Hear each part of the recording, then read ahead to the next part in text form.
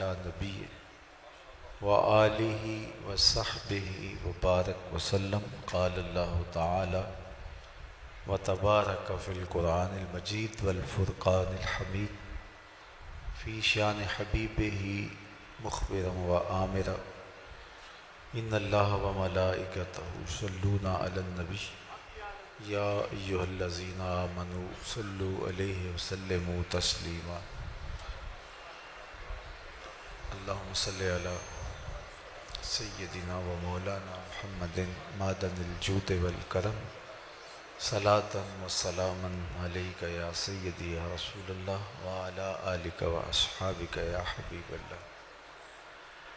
حمد و تعریف و توصیف اللہ جل مجدہ الکریم کی ذات بابرکات کے لیے، جو خالق کائنات بھی ہے اور مالک شش جہات بھی۔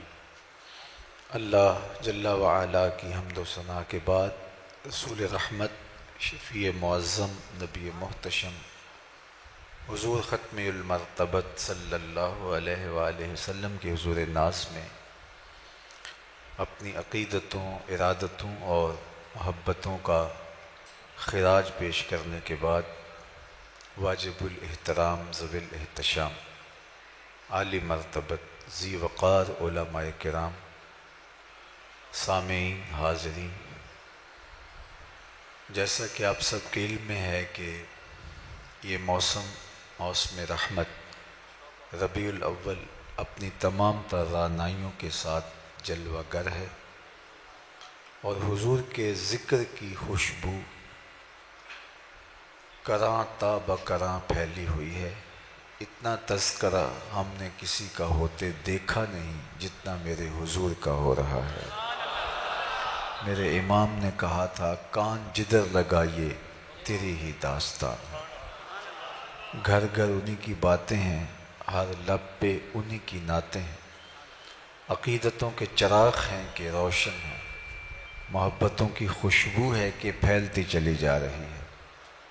صدیوں قبل حضور اس دنیا پہ جلوہ گر ہوئے تھے، لیکن ماحول کی شگفتگیاں بتاتی ہیں جیسے کوئی کل ہی گزر کے گیا ہو۔ زمین سے آسماں تک، آسماں سے لامکاں تک ہے، کہاں کھولے تھے گیسو یار نے، خوشبو کہاں تک ہے۔ اہل محبت اس موسم میں خاص طور پہ حضور کے ذکر کی مجالس کا انعقاد کرتے آئے ہیں۔ سو آج آپ کے یہاں حضور کے ذکر کی مجلس سجی ہے اور عقیدتوں کے چراغ روشن ہیں۔ آپ کے شہر میں ایک مرتبہ پہلے بھی اسی مسجد میں حاضر ہوا تھا اور گفتگو کی سعادت نصیب ہوئی تھی، اور اس کے بعد عالی مرتبت علماء کرام، ہمارے دوست اور بہت سارے لوگوں نے مجھے کہا، مصروفیات آڑے آئیں تو حاضر نہ ہو پایا، اور خیال تھا کہ انشاءاللہ سب سے کہا تھا کہ اللہ نے چاہا تو ضرور کبھی حاضری ہوگی۔ تو ہمارے محترم جناب قاسم حسان صاحب کی والدہ ماجدہ کا انتقال ہوا، تو ان کا یہ اصرار تھا کہ آپ چہلم پہ آئیں، تو میں نے کہا ضرور انشاءاللہ میں جب بھی فیصل آباد آیا تو ساتھ جڑا والا میں ضرور حاضری ہوگی۔ تو جو کرونا اور دیگر حالات تھے تو کافی تاخیر ہو گئی، لیکن شکر ہے کہ ربیع الاول کا مہینہ نصیب ہوا، اور آج میں اور آپ یہاں جمع ہیں حضور کے ذکر اور حضور کی یادوں کے چراغ روشن کرنے کے لیے، اور اپنی عقیدتوں کا نیاز پیش کرنے کے لیے، اور ساتھ ہی اختتام پر عزیزم کی والدہ کے لیے مغفرت کی دعائیں، التجائیں اور تمنائیں لیے بارگاہ عزتی میں حاضر ہوں گے۔ اللہ مرحومہ کو کروٹ کروٹ جنت کی بہاریں نصیب فرمائے۔ ملک کے اندر جو معروضی حالات تھے کئی دنوں سے، اور جس طرح کی صورتحال درپیش تھی، شکر ہے کہ وہ اب بہتری کی طرف چل پڑی ہے، اور اللہ تعالیٰ میرے وطن کو ہمیشہ امن، رحمت اور کرم نوازیوں کے حصار میں رکھے۔ حضور کا میلاد اور میلاد کے حوالے سے اہل محبت کا تذکرہ نور، یہ یقیناً ہمارے لیے سعادت جاں ہے اور تسکین قلب ہے۔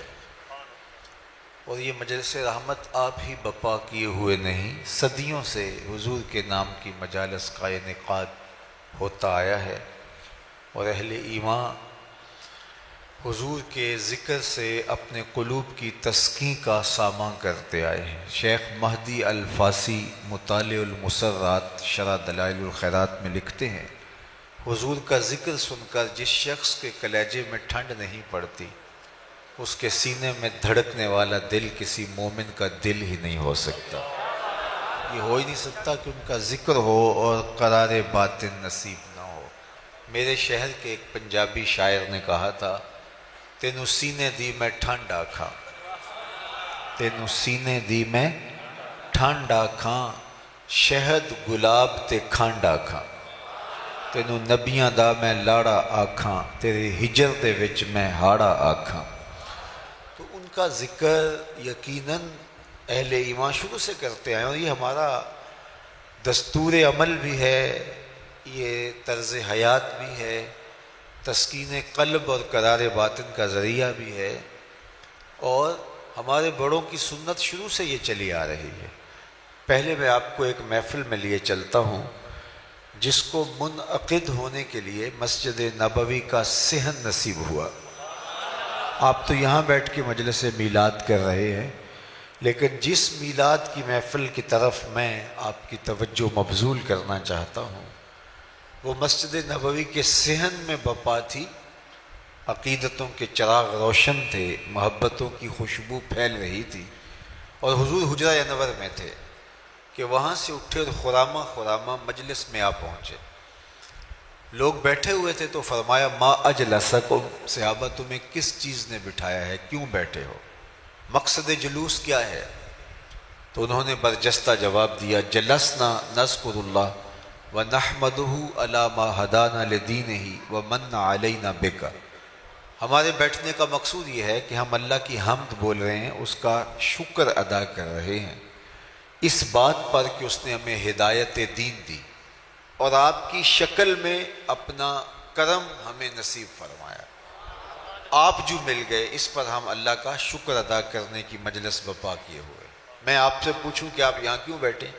تو آپ کہیں جناب حضور کا ذکر سننے کرنے کے لیے بیٹھے، تو بات ختم ہو جائے گی۔ پوچھا کیوں بیٹھے ہو؟ کہا اللہ کا شکر ادا کرنے بیٹھے ہیں، اللہ کی حمد بولنے بیٹھے ہیں اس پر کہ اس نے ہمیں ہدایت دین دی۔ لیکن حضور نے فرمایا، کیا تم قسم دے سکتے ہو کہ واقعہ ہی تم اسی مقصد کے لیے بیٹھے ہو؟ تو صحابہ نے کہا جی حضور ہم قسم دے سکتے ہیں۔ تو باقاعدہ ان سے حلف لیا گیا اور انہوں نے باقاعدہ قسم اٹھائی کہ ہم حلف دیتے ہیں، قسم دیتے ہیں کہ ہمارے بیٹھنے کا کوئی اور مقصد نہیں ہے۔ عمومی طور پہ اس طرح کی چیزوں پہ قسم لی نہیں جاتی۔ میں آپ سے پوچھوں کیوں بیٹھے ہیں تو آپ کے ذکر رسول کے لیے بیٹھے، تو بات یہی ختم ہو جائے گی۔ تو میں آپ سے جب قسم لینے بیٹھ جاؤں گا تو آپ کو حیرت ہوگی۔ تو حضور علیہ السلام نے ان کے چہروں پہ پھیلے ہوئے استعجاب کو دیکھا تو فرمایا کہ میں تم سے جو ابھی قسم لی ہے وہ کسی تہمت کی بنیاد پر نہیں لی، کسی تشکیک کے ازالے کے لیے تم سے قسم نہیں لی، تمہارے قول کی صداقت میں کوئی شک اور تردد نہیں تھا کہ اس کو دور کرنے کے لیے قسم لی ہو، بلکہ ماجرا کچھ اور تھا، اور وہ یہ کہ تم یہاں بیٹھے تھے، میں حجرے میں تھا، اتانی جبریل علیہ السلام، میرے پاس جبریل امین حاضر خدمت ہوئے، فاخبرنی ان اللہ یباہی بکم الملائکہ، اور اللہ تعالیٰ جل شانہ نے جبریل کو بھیجا اور انہوں نے آ کے مجھے خبر دی، محبوب آپ یہاں بیٹھے ہیں، ذرا باہر تو نکل کے دیکھو، آپ کے غلاموں کے اس عمل پر اللہ فرشتوں میں ناز کر رہا ہے، فرشتوں میں فخر کر رہا ہے۔ اللہ اکبر! کس بات پہ رب رب ہو کے ناز کر رہا ہے کہ دیکھو میں نے ان کو نعمت دی تھی، کتنے قدردان نکلے، اس نعمت کا شکرانہ ادا کر رہا ہے۔ اللہ کی رحمتوں سے کوئی بعید نہیں کہ آج کی مجلس بھی قبول فرما لی جائے اور اللہ فرشتوں سے فرمائے، دیکھو صدیاں بیت گئی، یہ آج بھی بیٹھ کے اس نعمت کا شکرانہ ادا کر رہے ہیں۔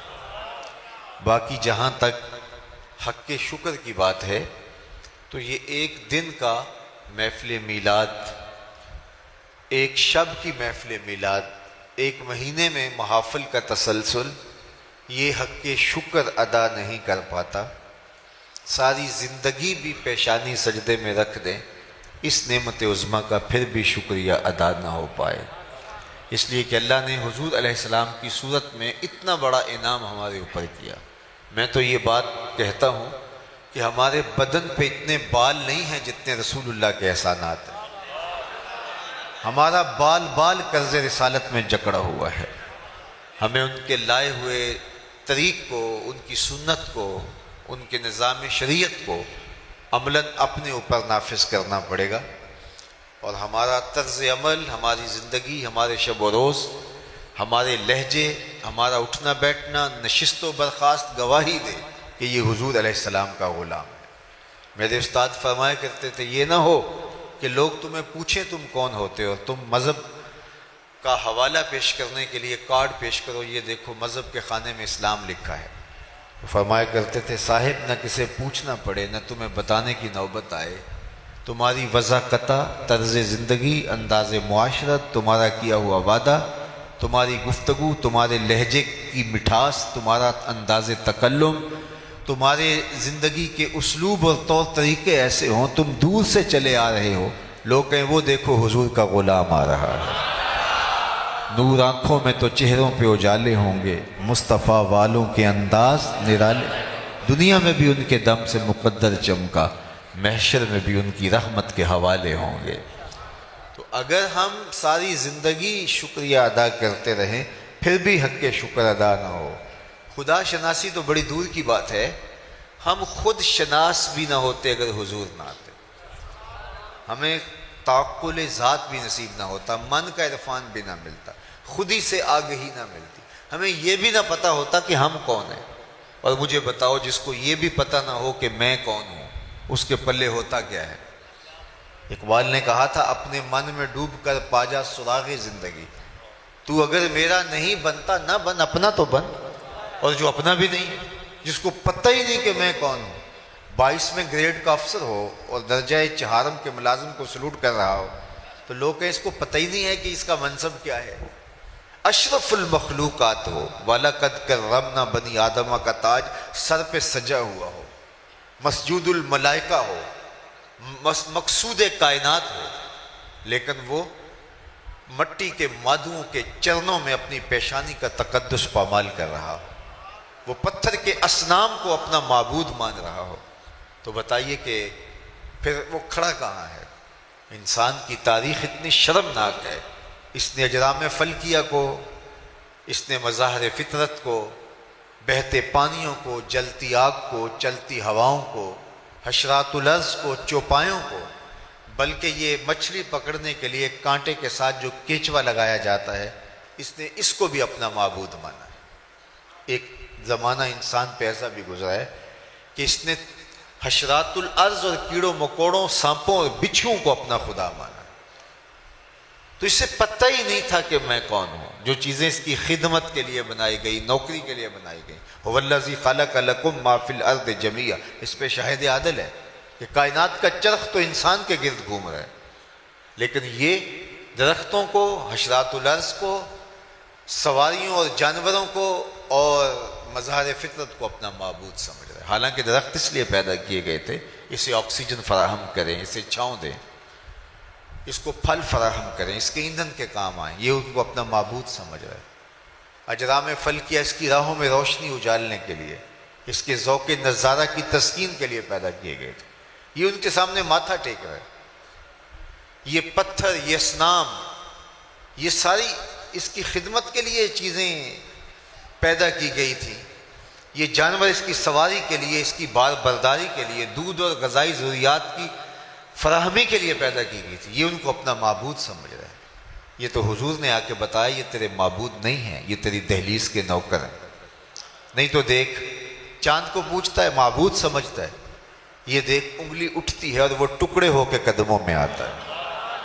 سورج کو دیکھ، اشارہ ہوتا ہے وہ بھاگتا ہوا عصر کے وقت پہ آتا ہے۔ درختوں کو میں ہی نہیں جا کے تو ہی کہہ دے تمہیں اللہ کا رسول بلا رہا ہے، تو درخت کے قدموں میں سلامی بھی دیتے ہیں، سجدہ ریز بھی ہوتے ہیں۔ اب انسان کی آنکھیں کھلتی ہیں، جن کو میں معبود سمجھ رہا تھا وہ تو میری دہلیز کے نوکر نکلے۔ شمس و قمر اشاروں پہ بھاگ رہے ہیں، درخت سلامیاں دے رہے ہیں، پتھر ابو جہل کی مٹھی میں ہیں، کلمے محمد عربی کے پڑھ رہے ہیں صلی اللہ علیہ وآلہ وسلم۔ اب اسے سمجھ آئی کہ میں کون ہوں، اور اپنے آپ سے اس کی ملاقات ہی تب ہوتی ہے جب حضور کی دہلیز پہ آتا ہے۔ اب اس کا بدلا ہوا لہجہ دیکھیے، اس کی تبدیل شدہ ٹون دیکھیے۔ اب یہ بولتا ہے فرشتہ کہنے سے میری توقیر گھٹتی ہے، میں مسجود ملائک ہوں، مجھے انسان رہنے دو۔ کہتا ہے خبردار، مجھے فرشتہ بھی کہا تو اس سے بھی فرق پڑتا ہے مجھے، فرشتوں کی پیشانیاں تو میرے حضور جھکتی رہی ہیں۔ اللہ اکبر۔ تو انسان کو شعور ذات ملا، اپنے من سے آگہی ملی تو وہ حضور کی دہلیز سے ملی، اور اگر یہ در نہ ملتا تو آج بھی یہ بھٹک رہا ہوتا۔ یہ بالکل آپ کی ہمسائیگی میں انڈیا بستا ہے، پی ایچ ڈی ڈاکٹر ہے اور بت کے آگے ہاتھ جوڑے کھڑا ہے۔ اس کی عقل و بینش، اس کا فہم و ادراک، اس کی اتنی بھاری بھرکم ڈگری اسے نہیں بتا رہی کہ اپنے بدن پہ بیٹھی مکھی تو اڑا نہ سکے، میری ضروریات کا کفیل کیسے ہو سکتا ہے، لیکن وہ ہاتھ جوڑے کھڑا ہے۔ ایک M B B S doctor ہے اور گائے کے پیشاب کو تبرک سمجھ رہا ہے اور چسکیاں لے لے کے پی رہا ہے۔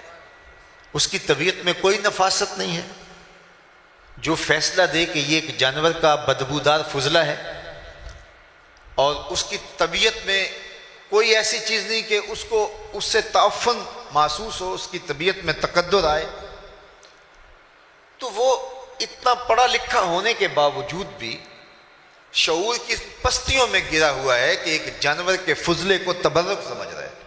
اور دوسری جانب میں نے اپنی مسجد کی ٹوٹیوں پر ایک 7 سال کے بچے کو دیکھا کہ وہ اپنے پائنچے کو مل مل کے دھو رہا تھا، تو میں نے جھڑکنے کے لہجے میں کہا کہ تم نے اتنا زیادہ پانی کھولا ہوا ہے؟ تو وہ لجاجت بھرے لہجے میں مجھے کہتا ہے کہ جناب میں گلی سے گزر رہا تھا، کسی جانور کے پیشاب کا چھینٹا میرے پاؤں پہ گر گیا اور میں سکول جا رہا ہوں۔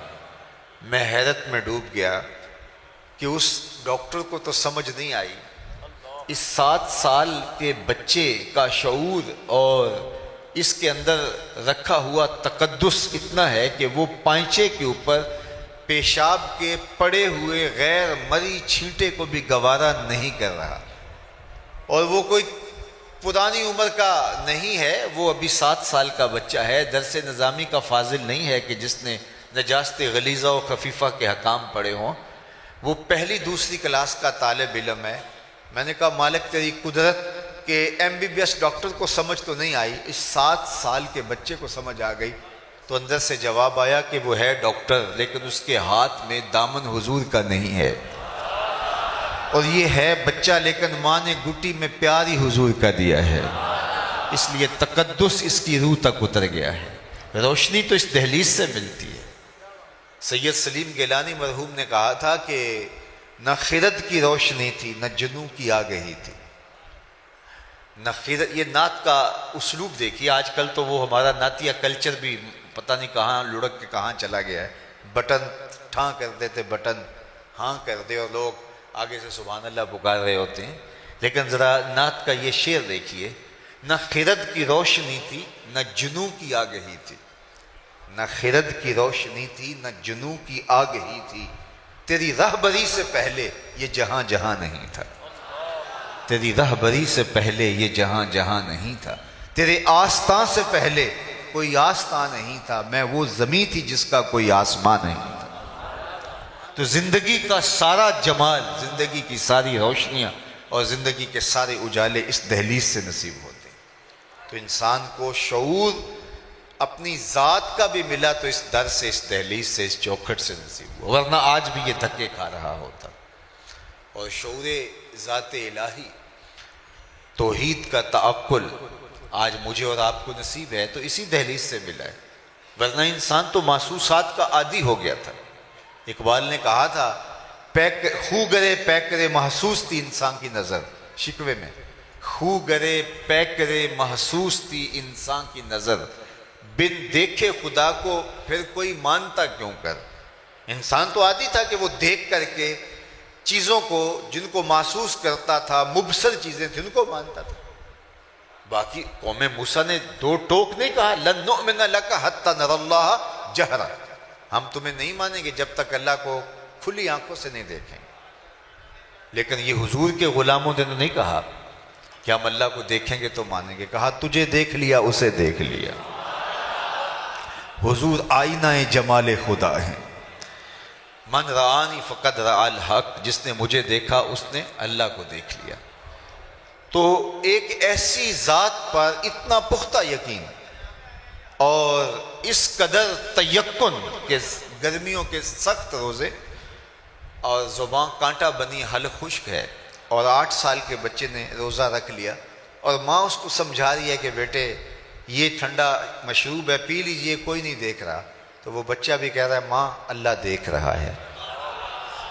ایک ایسی ذات پر اتنا پختہ یقین کیسے ہو گیا جس کو دیکھا نہیں ہے، جو سوچا نہیں جا سکتا، جو سمجھا نہیں جا سکتا، جو خیال اور فہم و ادراک کی حدود سے ورا ہے۔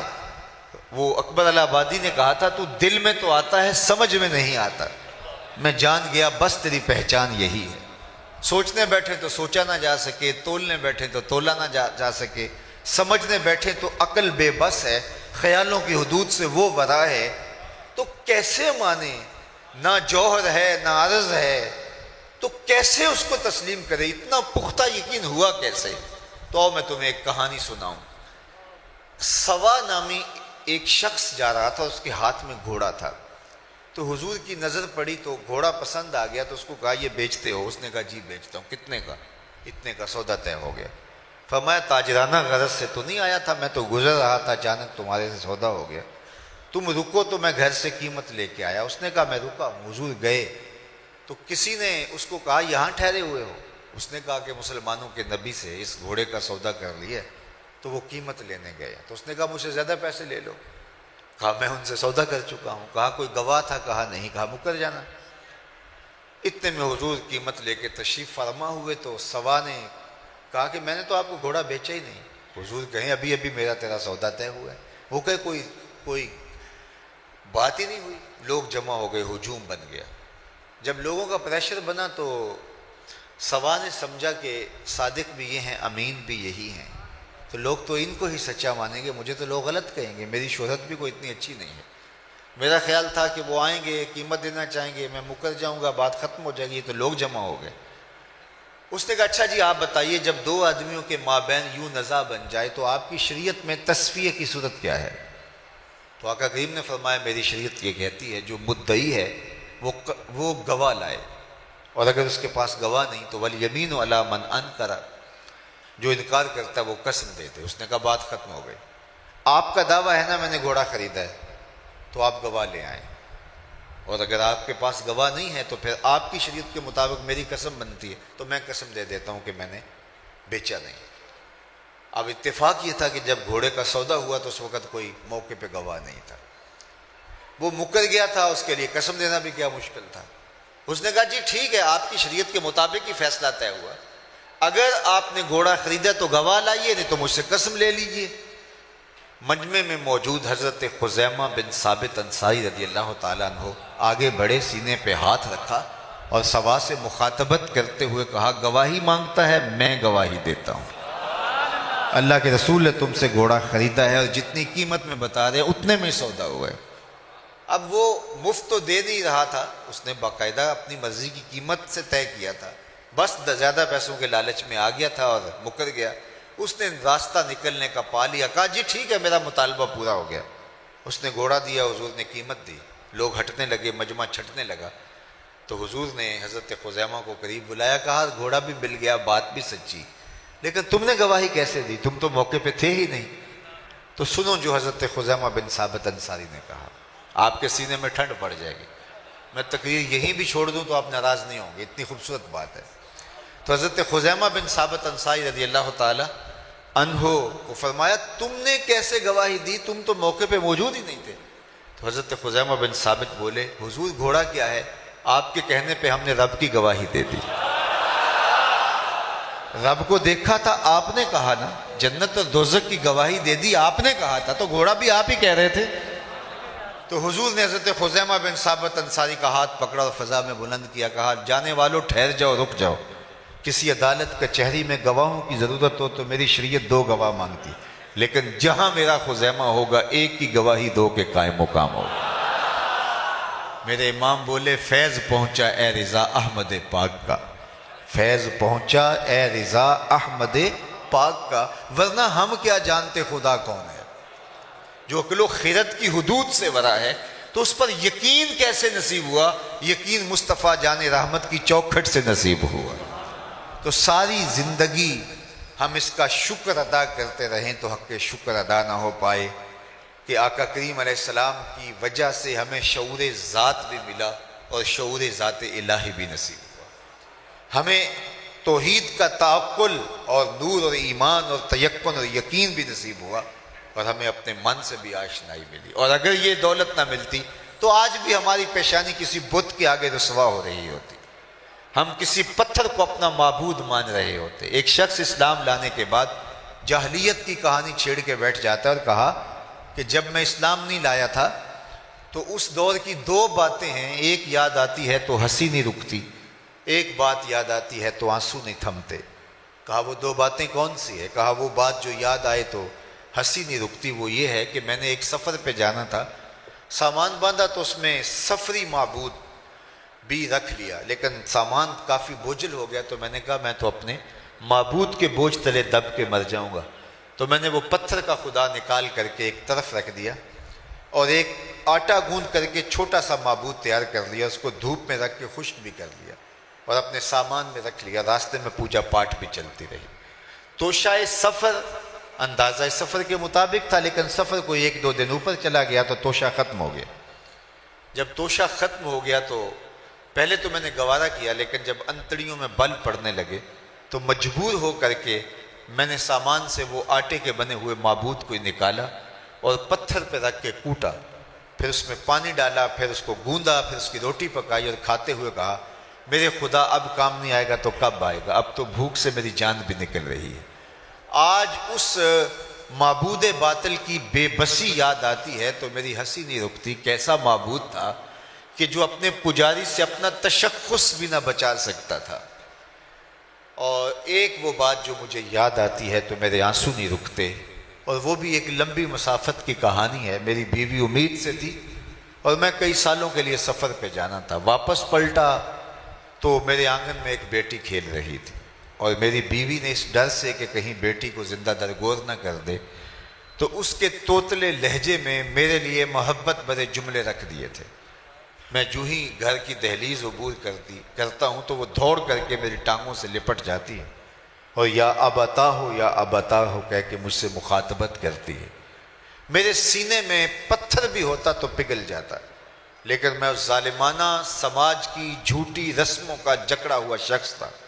میں نے فیصلہ کیا کہ میں اس کو زندہ درگور کر دوں گا، اور اس کو باہر صحرا میں لے گیا اور ریت ہٹانے لگا اور گڑھا کھودنے لگا۔ میری بیٹی نہیں جانتی تھی کہ یہ ماجرا کیا ہے، اور وہ مجھے بار بار روکتی تھی آپ اتنی گرمی میں یہ مشقت کیوں اٹھا رہے ہیں، حتیٰ کہ پسینے سے جب میرا بدن شرابور ہونے لگا تو وہ اپنے ننھے آنچل سے میرے ماتھے کا پسینہ صاف کرنے لگی، لیکن میں تھا کہ میرا سینہ اس کے اندر درد مند دل نہیں تھا، ایک پتھر رکھا ہوا تھا۔ خیر گڑھا کھود کر کے جب میں باہر نکلا تو اس نے سکھ کا سانس لیا کہ میرے بابا کی مشقت ختم ہوئی، لیکن میں نے اس بیٹی کو اس میں دھکا دے دیا اور مٹی انڈھیلنے لگا۔ پہلے تو وہ کھیل سمجھتی رہی، لیکن جب اس کی سانسیں دبنے لگیں تو اس نے ننھے اور معصوم ہاتھ جوڑ کر مجھ سے زندگی کی بھیک مانگنی شروع کر دی۔ وہ چیختی رہی، وہ روتی رہی، اس کے آنسو بہتے رہے اور جڑے ہوئے ننھے ہاتھ مجھ سے زندگی کی خیرات مانگتے رہے، لیکن میں اس کے اوپر ریت انڈھیلتا رہا حتیٰ کہ اس کی سسکیاں، اس کی آہیں، اس کی چیخیں، اس کے جڑے ہوئے معصوم ننھے ہاتھ اسی ریت میں دب گئے۔ آج اسلام لایا ہوں تو اس کی چیخیں مجھے سونے نہیں دیتی ہیں۔ بیٹیوں کو زندہ درگور کر کے باپ فخر کر رہا تھا اور پورا معاشرہ اس لپیٹ میں تھا، اگر بیٹی زندہ ہوتی بھی تو اس کی تکریم نہ ہوتی۔ جس معاشرے میں بیٹی زندہ درگور کر کے باپ فخر کر رہا تھا، ایک آواز بلند ہوتی ہے جو شرق سے غرب تک اور شمال سے جنوب تک ہر شخص کے کانوں تک پہنچتی ہے۔ وہ آواز میں نے بھی سنی ہے، وہ آواز آپ نے بھی سنی ہے، لیکن ذرا دیکھو کس تناظر میں کہا گیا یہ جملہ۔ صرف یہ کلمہ محبت ہی نہیں ہے، یہ کلمہ جہاد بھی ہے۔ جب بیٹیوں کو زندہ درگور کر کے باپ فخر کر رہے ہیں، اس وقت آواز بلند ہوتی ہے، لوگوں سن لو، میری فاطمہ میرے جگر کا ٹکڑا ہے، میری فاطمہ میرے جگر کا ٹکڑا ہے۔ تو اس آواز نے کائنات کا رخ بدل دیا۔ نظریات کے اوپر لگے ہوئے زنگ اتار کے حقیقی نور کو لوگوں کے سامنے رکھا اور بتایا بیٹی ہوتی کیا ہے۔ اور آج میں دیکھتا ہوں ایک بوڑھا شخص مزدوری کر رہا ہے کہ میں نے بیٹی کے ہاتھ پیلے کرنے، بھائی اوور ٹائم لگا رہا ہے میں نے بہن کے ہاتھ پیلے کرنے۔ یہ تو زندہ درگور کر دیتے تھے۔ آج پردیس کاٹ رہے ہیں لوگ کہ ہم نے بیٹیوں کے ہاتھ پیلے کرنے، یہ تو زندہ درگور کر دیتے تھے۔ ان کے سینوں میں بیٹیوں کا پیار ڈالا کس نے؟ جواب آئے گا میلاد والے رسول نے۔ تو ساری زندگی بھی حق ادا کرنے کی کوشش کریں، حق شکر ادا نہ ہو پائے۔ ہمیں چاہیے کہ ہم اس آقا، اس مولا، اس اپنے محبوب کی ایک ایک ادا کو اپنی روح میں جذب کر دیں، ان کے بتائے ہوئے نظام زندگی کے مطابق اپنی زندگی کے لف و نشر مرتب کریں۔ ہماری اٹھنے والا ایک ایک قدم راہ دین کی طرف بڑھتا چلا جائے اور ہم دور سے پہچانے جائیں کہ ہم حضور کے غلام ہیں، ہمارا طرز زندگی اس طرح کا ہو۔ اور آخر میں آپ سارے لوگوں کی آمین کے ساتھ دعا گو محترم قاسم حسان صاحب کی والدہ ماجدہ کے لیے اللہ انہیں کروٹ کروٹ جنت کی بہاریں عطا کریں۔ ماں اللہ کی رحمتوں کا ایک روپ ہے، اللہ کی کرم نوازیوں کا ایک رنگ ہے۔ اللہ نے ماں کے سینے کے اندر جو امٹتا ہوا پیار رکھا ہے، محبت کی جو کائنات آباد کر دی ہے، اس کا کوئی بدل نہیں ہے۔ ماں جب بولتی ہے تو اس کے لہجے میں جبریل بولتا ہے، ماں جب مسکراتی ہے تو لگتا ہے جنت کی ساری کلیاں کھل اٹھی ہیں۔ تو ماں کا چلے جانا ایک بہت بڑی آزمائش، اللہ تعالیٰ جل شانہ ان کو صبر دے اور مرحومہ کو کروٹ کروٹ جنت کی بہاریں عطا فرمائے۔